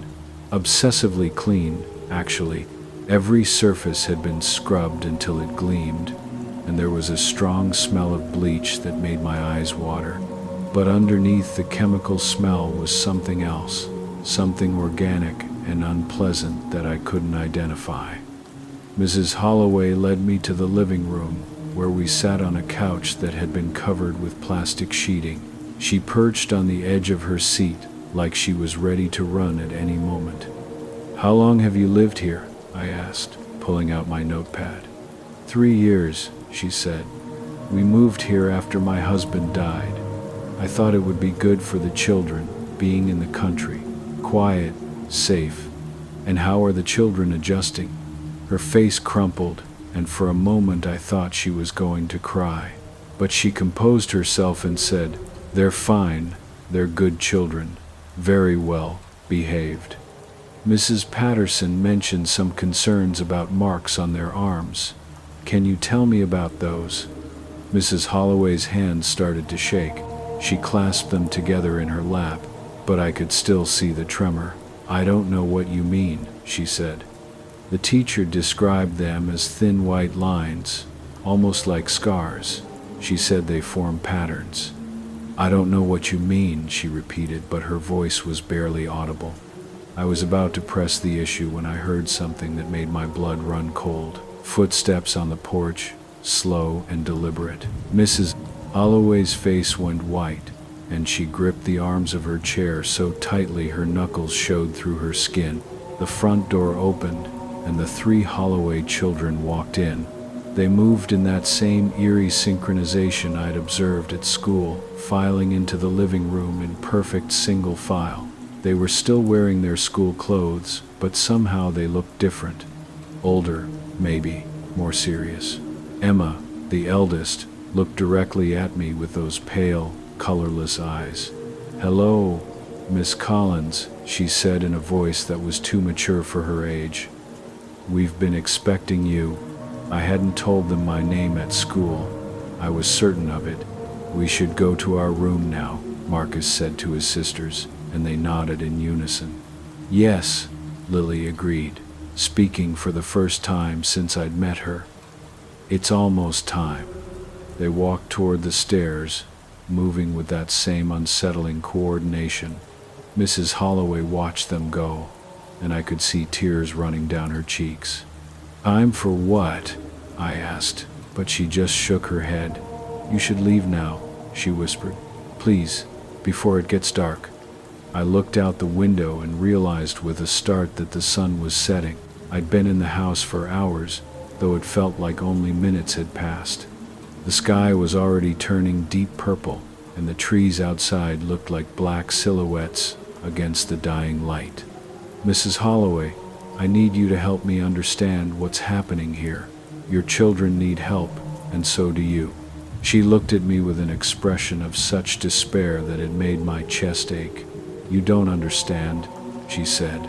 They're not my children anymore. They haven't been since we moved here. What do you mean? The first week we were here, they started going into the woods. I tried to stop them, but they wouldn't listen. They'd disappear for hours, sometimes all night. And when they came back, she shuddered. When they came back, they were different, changed. They knew things they shouldn't know. They could do things. What kind of things? She opened her mouth to answer, but before she could speak, the lights went out. The house was plunged into absolute darkness, the kind of black that makes you feel like you're drowning. I fumbled for my phone's flashlight, but before I could turn it on, I saw something that made me freeze. There were lights in the woods behind the house. Not electric lights, something else. Something that pulsed and shifted like living things.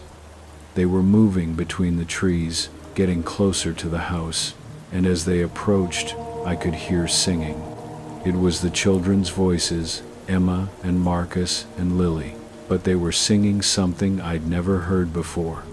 The melody was hauntingly beautiful and utterly wrong at the same time, like a lullaby that had been twisted into something dark and alien. Mrs. Holloway grabbed my arm with fingers that felt like ice. They're coming back, she whispered. Oh God, they're coming back. The singing got louder, and I could see the lights getting brighter. But these weren't the children I'd met at school, or even the ones who'd walked into the house earlier. These were something else entirely. The lights illuminated figures that were too tall, too thin, with limbs that impossible ways. We have to go, I said, grabbing Mrs. Holloway's hand and pulling her toward the front door. But she resisted. I can't leave them, she said. They're still my babies, somewhere inside. I can't abandon them. Those aren't your children, I said, though I wasn't entirely sure what they were. The singing was getting closer, and I could hear other sounds now. Footsteps that didn't quite match human rhythm. Whispers in a language I didn't recognize. And underneath it all, a low humming that seemed to come from the earth itself. I managed to get Mrs. Holloway to the front door, but when I tried to open it, it wouldn't budge. The handle turned, but the door remained sealed, as if it were being held shut by some invisible force. The back door, Mrs. Holloway said, her voice hollow with resignation. But you'll have to go through the kitchen. We made our way through the dark house, guided only by the strange lights outside. The kitchen was at the back of the house, and as we approached it, I could see more clearly what was happening in the woods. The children, or what the children had, standing in a circle around something I couldn't quite make out. They were still singing, but their voices had changed.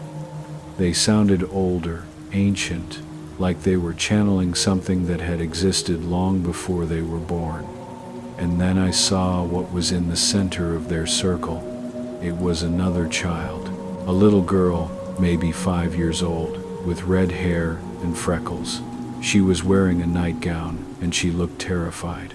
But what made my blood run cold was the recognition. I knew that face. I'd seen it on missing person posters throughout the county. Emma Thornton. She'd disappeared from a campground about 50 miles from here 2 weeks ago. Oh God, I whispered, and Mrs. Holloway started to sob. They bring them back, she said through her tears. They bring children back for whatever lives in these woods. I tried to stop them, but I can't. They're too strong now. The singing reached a crescendo, and the lights in the woods began to pulse faster. The little girl in the center of the circle was struggling, trying to break free, but she couldn't seem to move. It was as if she were frozen in place by some invisible force.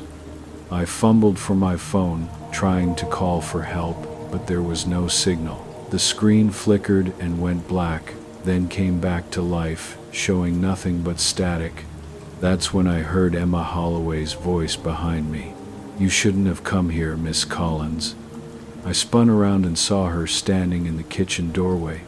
But this wasn't the 8-year-old girl I'd met at school. This was something wearing her face, something that stood too tall and moved too smoothly. Her pale eyes were glowing with the same light I'd seen in the woods. "The others are coming," she said in that voice that was too old for her body. "Marcus and Lily and the rest. We have so much to show you." Mrs. Holloway whimpered and pressed herself against the back door. "Please," she begged, "please don't hurt her. She's just trying to help." Emma, or the thing that looked like Emma, tilted her head at an impossible angle. "Hurt her? We're going to make her one of us. Won't that be wonderful? She can help us bring more children to the woods, more playmates for the things that live there." I could hear the other children approaching the house now, their footsteps unnaturally coordinated, and there were more voices joining the singing, not just Marcus and Lily, but others. How many children had they taken? How many families had been destroyed? The back door suddenly swung open behind us, and cold air rushed into the kitchen. Mrs. Holloway grabbed my hand and pulled me outside, into the night that felt alive with malevolent presence. "Run," she whispered. "Run to your car, and don't look back." I wanted to take her with me, but she was already backing away, shaking her head. "I have to stay," she said. "I have to try to save them. They're still my babies." I ran. I crashed through the woods, guided only by memory and desperation, while the singing grew louder behind me. I could hear them following, not just the Holloway children, but others.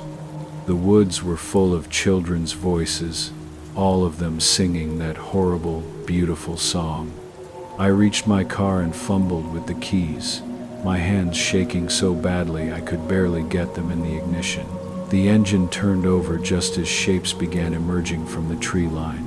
Children, dozens of them, moving in perfect synchronization toward my car. I floored the accelerator, tires spinning in the dirt, and managed to get onto the road. In my rearview mirror, I could see them standing at the edge of the woods, watching me go. The singing followed me for miles, even after I'd left the forest behind. I drove straight to the state police barracks and told them everything. They listened patiently, took notes, and promised to investigate. But when they went to the Holloway house the next day, they found it empty. No sign of the family, no indication that anyone had lived there recently.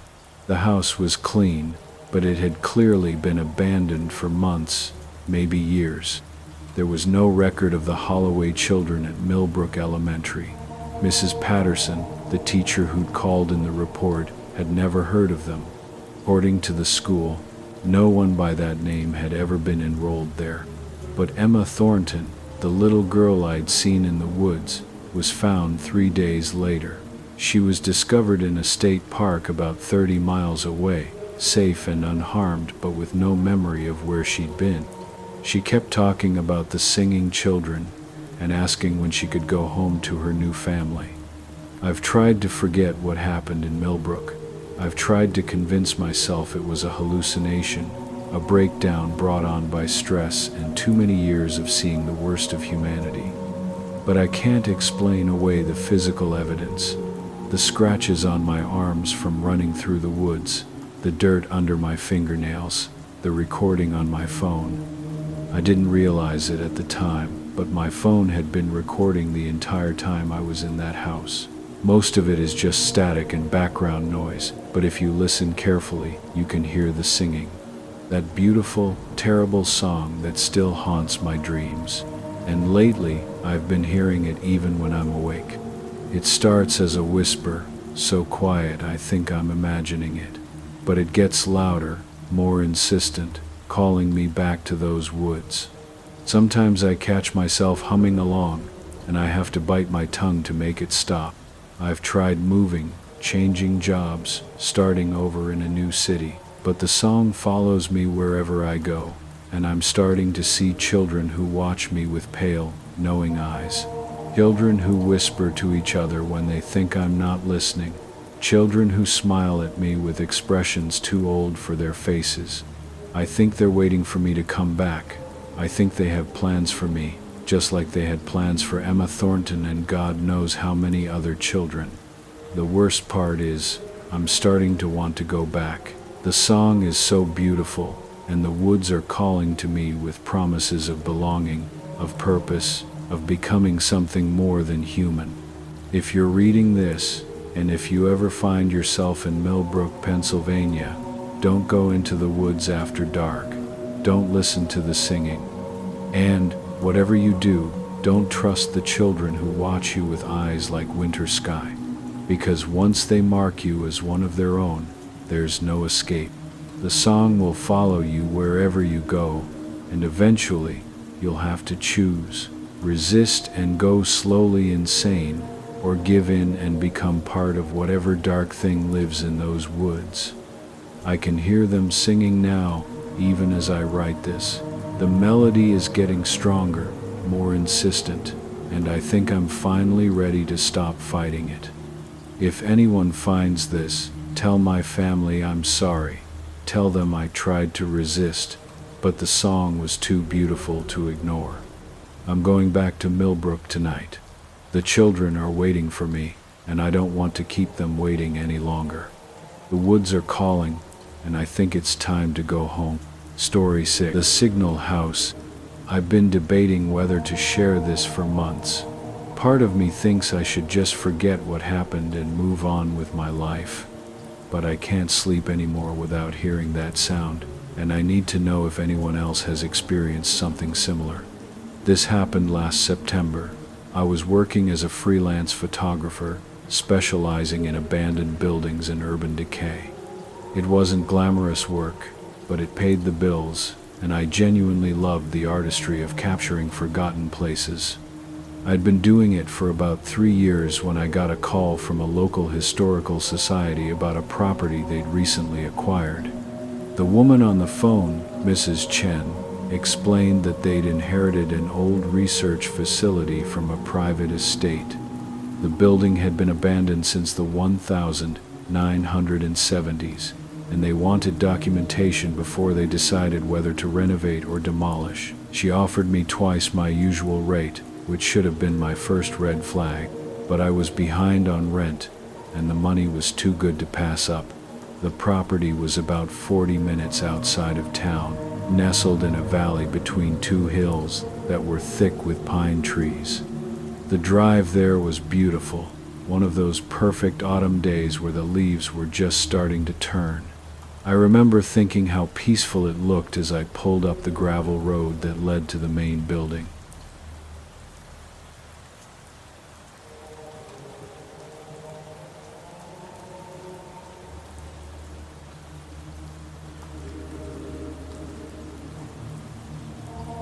The structure itself was unremarkable at first glance. 2 stories, concrete and glass, with that brutalist architecture that was popular in the 60s. But as I got closer, I noticed details that seemed odd. All the windows were unusually thick, at least 3 inches of glass, maybe more. The building had no external vents or air conditioning units, which was strange for a research facility. And there were these metal fixtures mounted on the roof that looked almost like satellite dishes, but wrong somehow. Too many angles. Mrs. Chen had given me a key and told me to take all the time I needed. She mentioned that the power had been restored for my visit, which was thoughtful. What she didn't mention was that I'd be completely alone out there, with no cell service and the nearest neighbor at least 5 miles away. I spent the first hour walking the perimeter, taking exterior shots. The place felt heavy, if that makes sense. Not just quiet. There's a difference between peaceful silence and the kind of silence that feels like it's waiting for something. This was definitely the latter.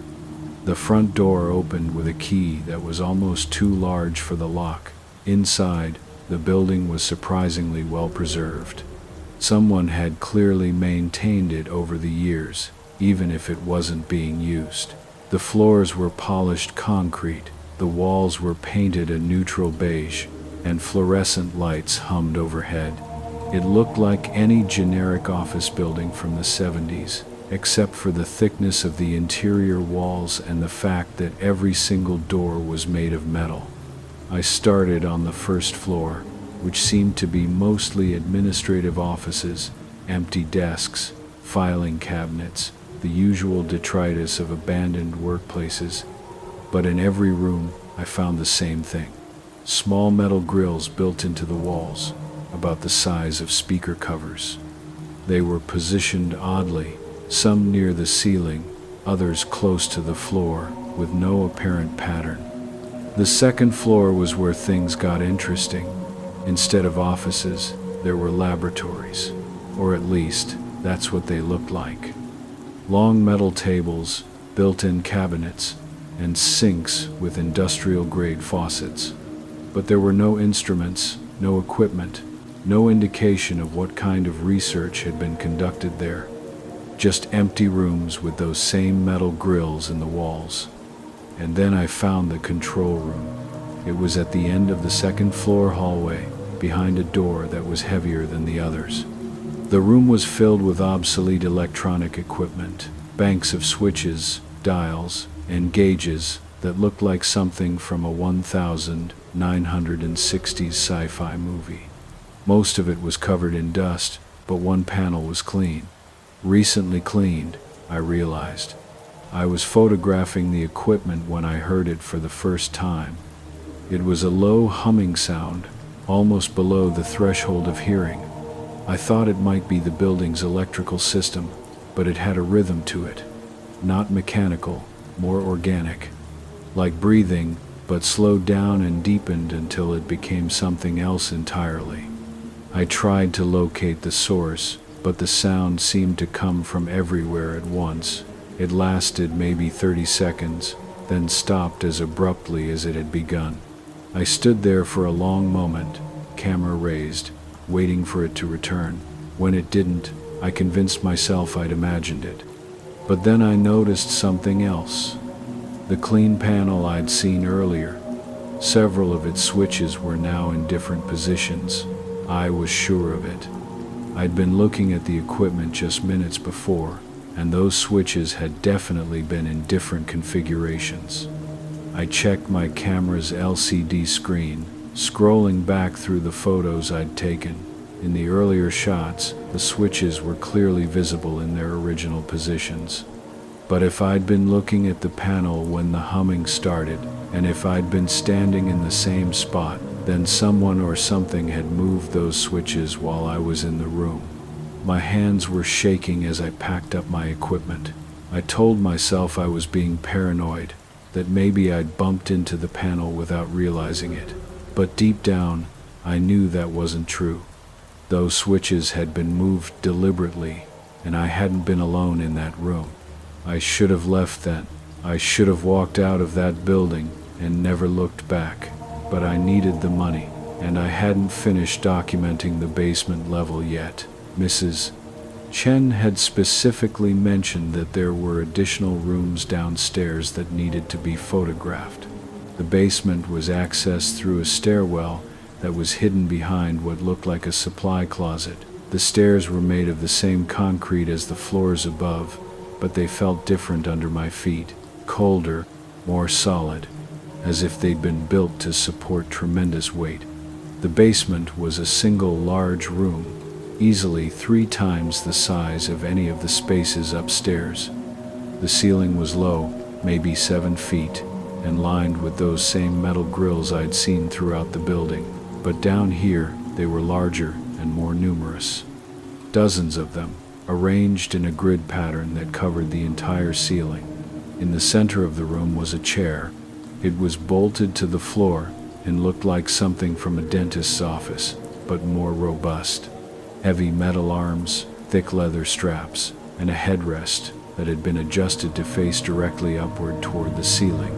Next to the chair was a small table with what looked like medical instruments, though I couldn't identify most of them. I was trying to process what I was seeing when the humming started again. This time, it was much louder. The sound filled the basement, resonating through the concrete and metal until I could feel it in my chest. And it wasn't just humming, there were other sounds mixed in. Voices, maybe, but too distorted to make out words. And underneath it all, something that sounded almost like music, a melody that was hauntingly familiar but impossible to place.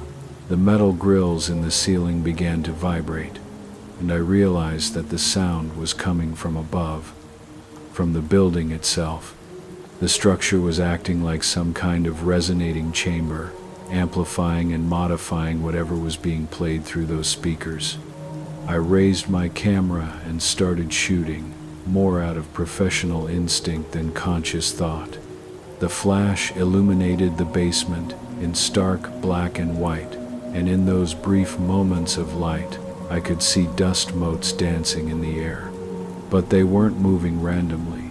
They were forming patterns, swirling in spirals and geometric shapes that seemed to respond to the sounds. And then I saw the figure in the chair. It was only visible for a split second, captured in the bright flash of my camera. A person, or something person-shaped, sitting in the chair with its head tilted back and its mouth open. But the image was wrong somehow.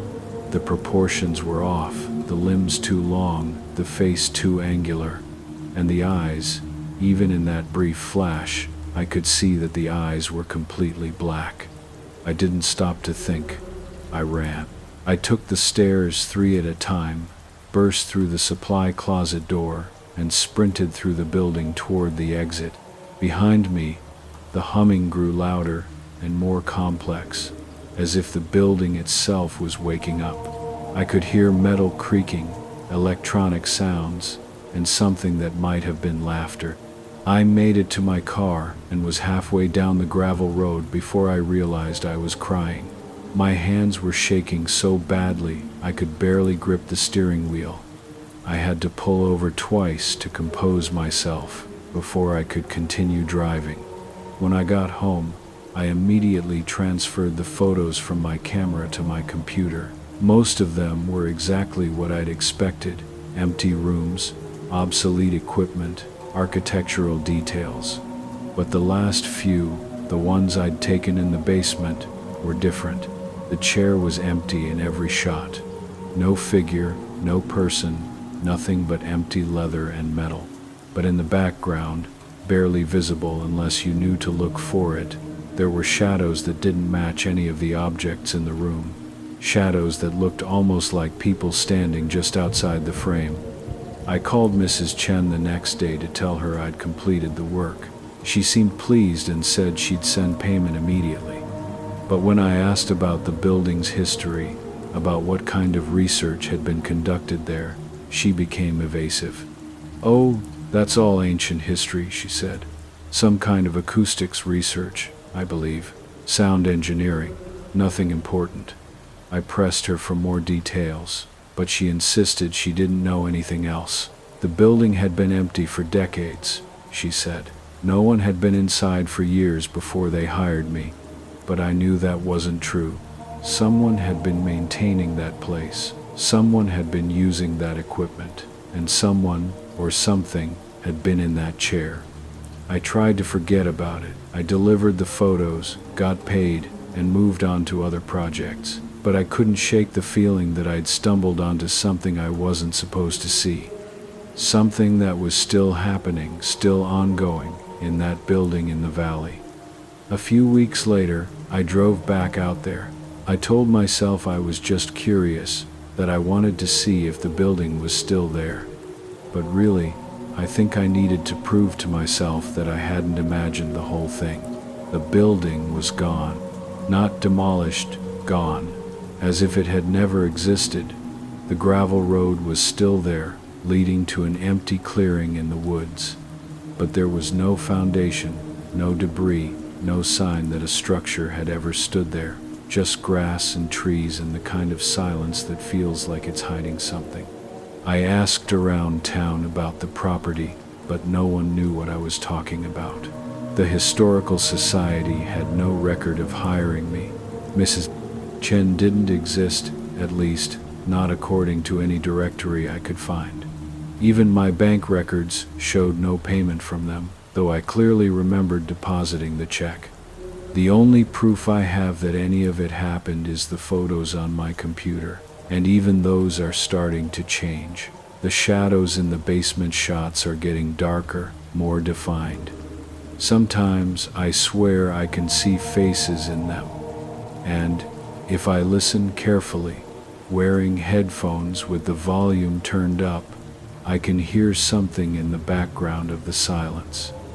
A low humming sound that seems to be getting closer. I don't know what I documented in that building. I don't know what kind of research was being conducted there, or by whom, but I have a feeling that whatever it was, it's not finished. The building may be gone, but the work continues, and somehow I'm still connected to it. Every night, I dream about the chair, about sitting in it, looking up at those metal grills, listening to sounds that aren't quite music and aren't quite voices. And every morning, I wake up with the taste of metal in my mouth and the feeling that something is watching me. I'm sharing this because I need to know if anyone else has experienced something similar.